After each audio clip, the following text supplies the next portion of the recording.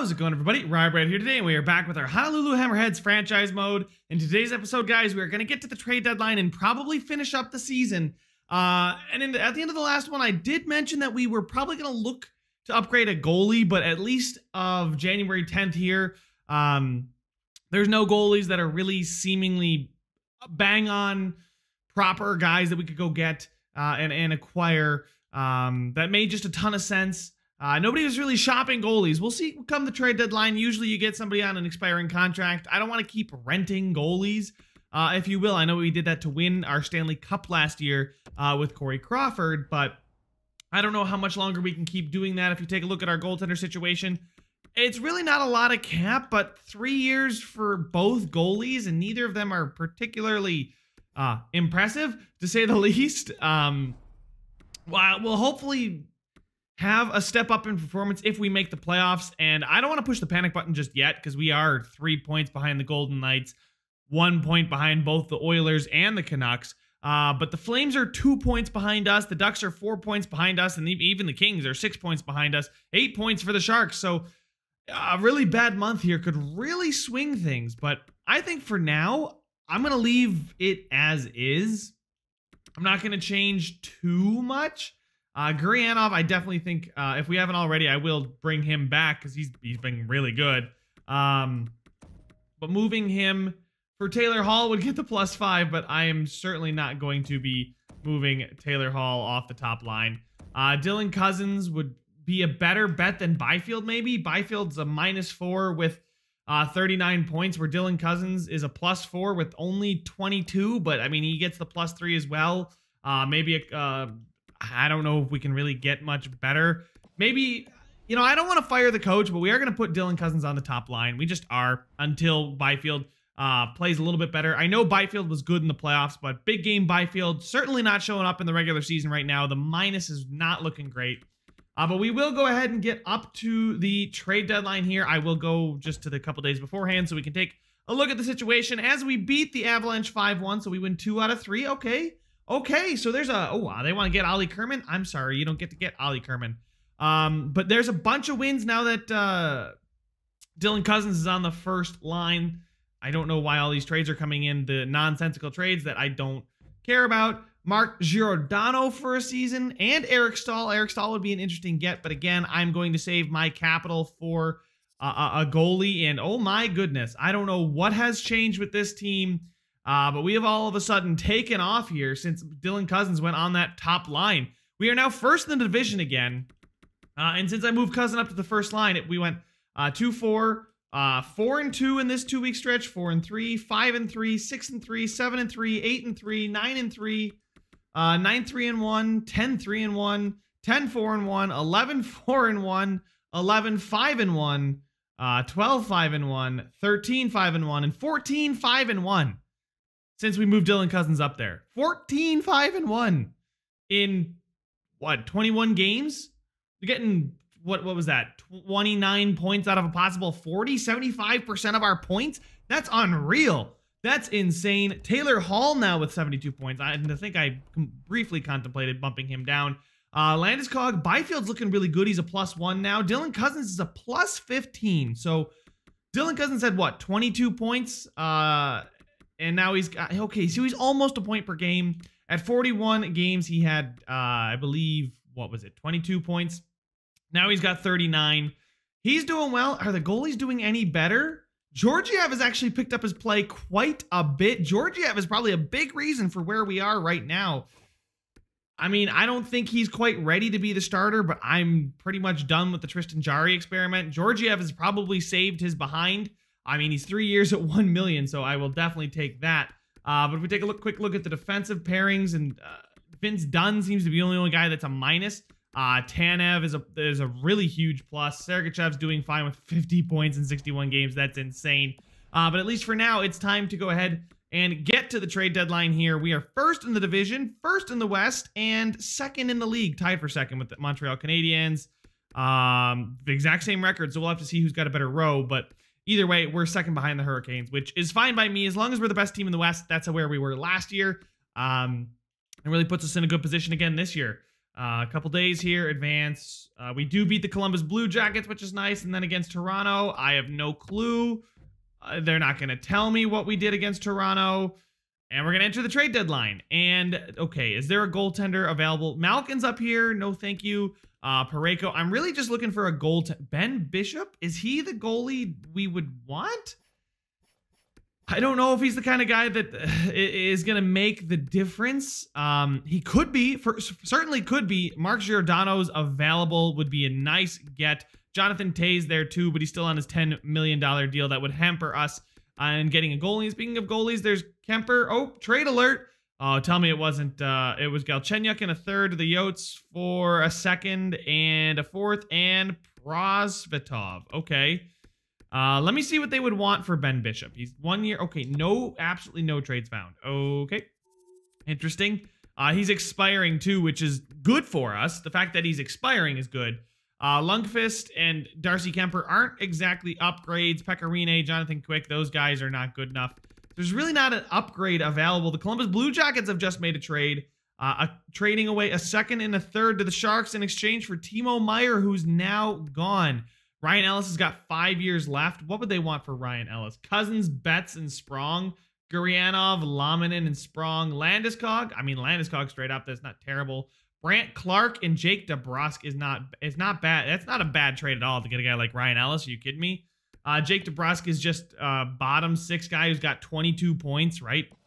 And Brant Clark, I'm a little bit worried that he's never going to hit his potential, although he did jump to a 73, which is nice. But Ryan Ellis is an 87, 5 years at 6.25. The Sabres I don't think they stole my guy, the goalie, Ben Bishop. Still no trades found, so let's go ahead and see if we can manually trade for Ben Bishop. It's not a cap thing, that's for sure. What do they want from us, though? Skaters matching the block. Seems like they want a lot of our young guys. I'm not keen to give those guys up. A guy like Broberg, 77 at 21. Okay, Haula, Pacioretty, and Schmidt. That's a lot of cap. Wow. I don't think I want to take that deal. I definitely don't want to take that deal with the amount of years left on those guys. They're not quite good enough either, and that erased my Dallas Stars trade. Is he really that much better? Is Ben Bishop that much better than what we've got right now is the question. He's got a 908 save percentage and a 291. He's got 24 wins in 47 games, so the Stars are you know, not terrible either. So what would we give up? Probably none of our potential goalies. I mean, I could give them Tristan Jarry. Just do a 1-for-1 swap, shed the cap. They'd get a goalie back. Equal pretty much. I'm going to throw in a pick here and see if we can maybe get it to go through. But draft picks, we'll throw in maybe a fourth. This is a tough one. I don't know if I actually want to do this or not. But Jarry is just definitely not the answer. Ben Bishop, even if a minor upgrade, is still an upgrade. And we'll have to find a goalie next year again in free agency. But Georgiev has looked good. And he's still got that medium starter potential. So a good season could see him grow to maybe an 85. I mean, he'd have to have a really good season now, but we're going to propose this trade. Trade rejected. They're not particularly interested. If we take the fourth off, let's see if we can snag like a late round pick, like a sixth in there. Why not? Throw that in there, sweeten the deal. Trade accepted. We have acquired ourselves a new goalie and gotten out of the contract. Well, I say getting out of the contract like it was that terrible of a contract. $3.75 million for a 74 overall goalie for 3 years is not bad, but he just wasn't playing well. So the Yotes traded some things in exchange for, okay, some other things. Yeah, it was not really a blockbuster trade there, was it? Evgeny Malkin could be a first-line center for us. Don't really want to give up Broberg or Georgiev. I really don't want to give up Georgiev, and that seems to be the sticking point for the Vegas Golden Knights. A lot of guys on long-term deals available. Mark Giordano is listed as a top 6D, so he's only going to keep dropping off. The Ottawa Senators have went out and traded 2 seconds and Nick Paton to the Toronto Maple Leafs in exchange for a second and Alex Kerfoot. Interesting. The Ryan Ellis trade is another one I could look back on, but really don't see that being beneficial to our team. None of these really seem to be an upgrade of drastic proportions. There's no surefire, can't miss, gotta go get him kind of player. We'll check for some prospects at the back end here. A guy like Eric Stahl's dropped off quite a bit, so that trade's not too terrible that I, kind of just brushed that one off. But if we take a look here for potential, everybody's exact. These are the old guys. Now we've got guys like Foudy, O'Rourke. Wow, Foudy's actually pretty good. How old is Foudy? He's 20 and he's a 74 overall center. He's a playmaker, which is nice. We haven't had a playmaker. There's O'Rourke here too, which is another good defender. Connor Lockhart, and then Gene Phillips. Oh, the medium elite Gene Phillips is on the block. What would they want for him? How old is he? He's 18, 63, medium elite playmaker. I would take Brady, Shea, and Gurianov and Dunn, Cousins, Sprong, and Bear. Granlund, Heinen. Yeah, no, I don't. I didn't think this was going to be very fruitful. But I might as well take a look at some of these prospects, see what we can get, maybe for a discounted price on deadline day. Foudy's probably the guy I would want out of all of them. Foudy does come with the most trade value. Yeah, let me give you Ben Bishop, the guy I just got. I don't mind a DeBrusk in a third and a fourth, but I'd be willing to give up picks, that's for sure. Georgiev is somebody I want to keep, but a third and a fourth, and maybe something that is value, like Georgiev is not that much more valuable. Maybe I can give him another third and get Foudy. We don't have a third exactly this year. We're already giving up our third and fourth next year. What about a fifth and a sixth? Actually, let's give them our fifth instead of the Bruins fifth. So third, fourth, fifth, and sixth.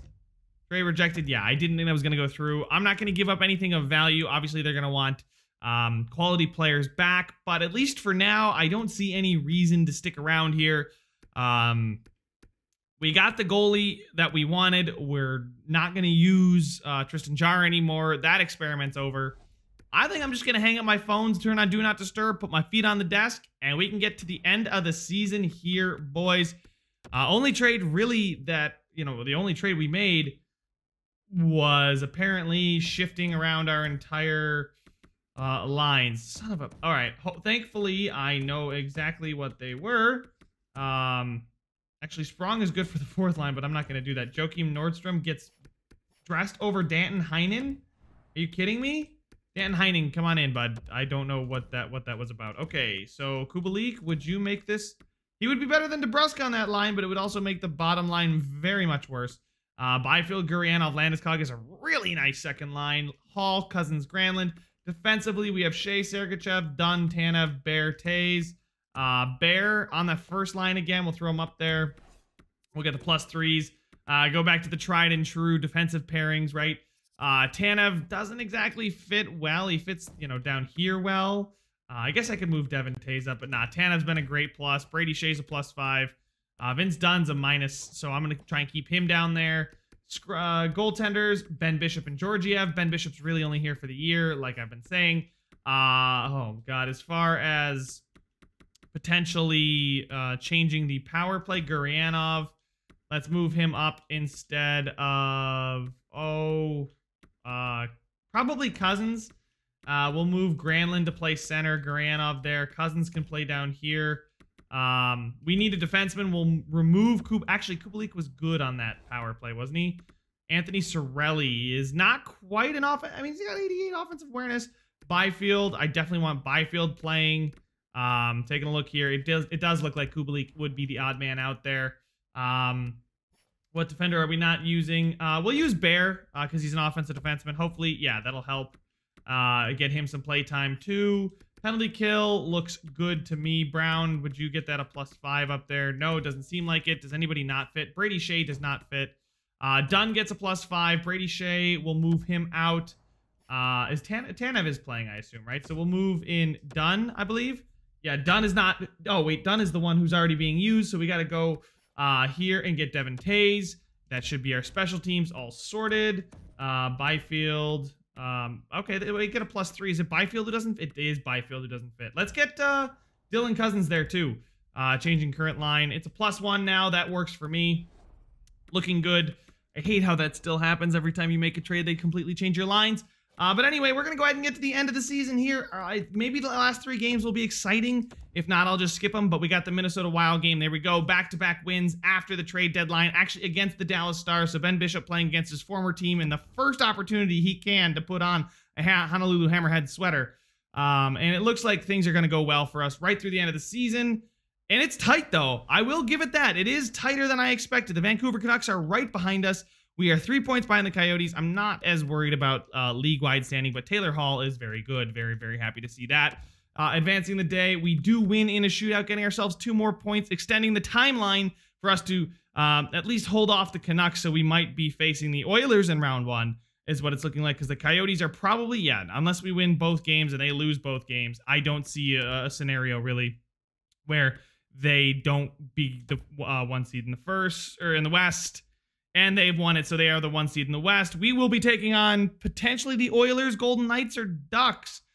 Wow, that's going to be tight there for those 3 teams. But the Flames really did flame out and just really cooled down there. It was a really tight race in the Pacific, but as you can see, it's kind of stretched out. The Canucks can't catch us, I don't believe. Actually, they might be able to, but from what it looks like, we probably should have the tiebreaker on them. Let's advance. Let's just beat the Columbus Blue Jackets. We do. We secure the Pacific. We are the 2nd best team in the West. 2nd best team in the league, only behind the Coyotes. And the last time we were the 2nd best team in the league, well, we ended up lifting Lord Stanley Cup at the end of the season. But that's all she wrote for this season. Let's go ahead and see who is our opponent. It's probably going to be the Edmonton Oilers. There it is. Let's go ahead and take a look at the team stats, and we can look at the individual player stats. So as you guys can see, 41. Actually, we didn't have the tiebreaker of the Vancouver Canucks, so that would have been bad. But 3.24 goals per game, good enough. Joint 2nd. Goals against per game weren't actually we're much better. Sorry, I was looking at the Vancouver Canucks. Very, very nice to see under 3 goals against per game. Power play here was very good, 21%. Penalty kill was above 80%, which is really all I can ask for. Let's take a look now at the player stats. Taylor Hall carrying the way yet again. Landeskog carrying the 2nd line. So really, we've got a play driver on both lines. Taylor Hall and Landeskog. Byfield doing well on that 2nd line. Really seemed to pick his play up after getting demoted.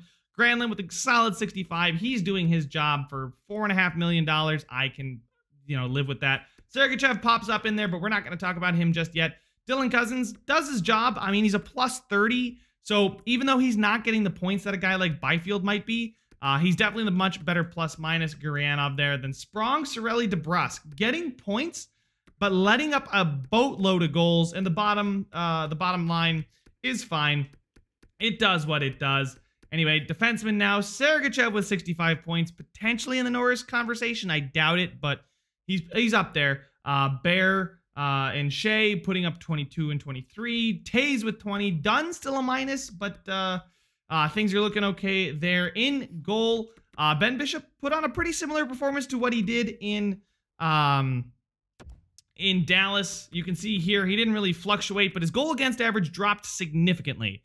And to see that, I mean, I think our team is really driving play. I'd love to see advanced analytics, maybe someday. But his save percentage, it's only calculated on the amount of shots we give up. If we don't give up a ton of chances, I'd rather look at his goal against average and see that being low. Oh my God, he gave up a 198 one time.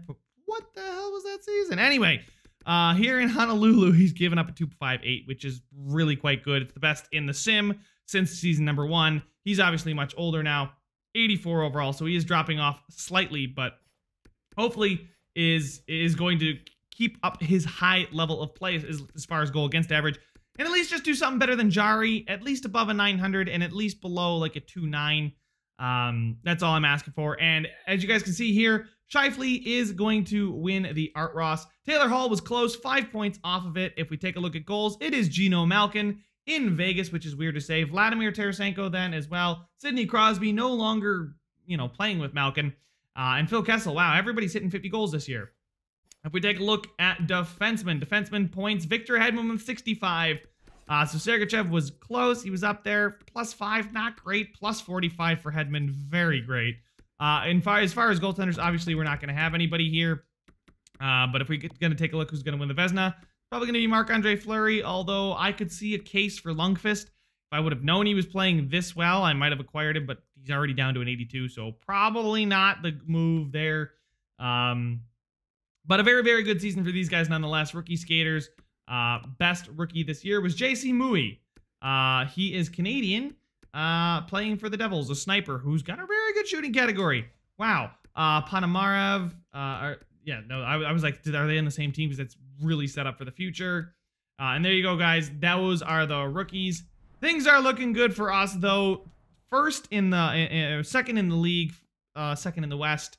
Taking on the Edmonton Oilers in the next episode, guys. Make sure to leave a like if you enjoyed it, subscribe if you want to see some more, and I will see you guys in the next one.